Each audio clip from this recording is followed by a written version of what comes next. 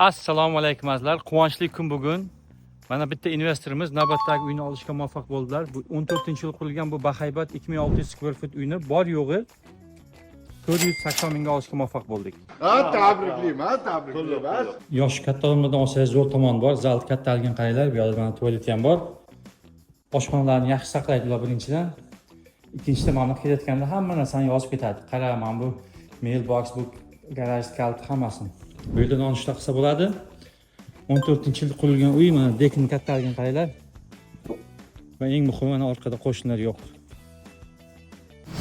Ikkita mashina sig'adigan garajimiz bor, garderob, mana zal. O zalda chap tomonida o'zini full bathroom bor.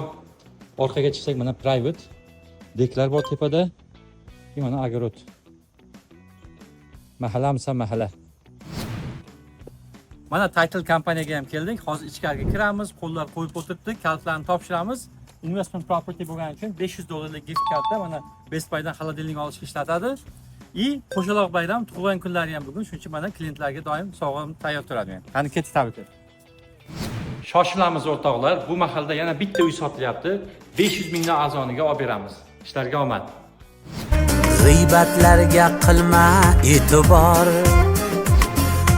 qandingni ur omadli odam,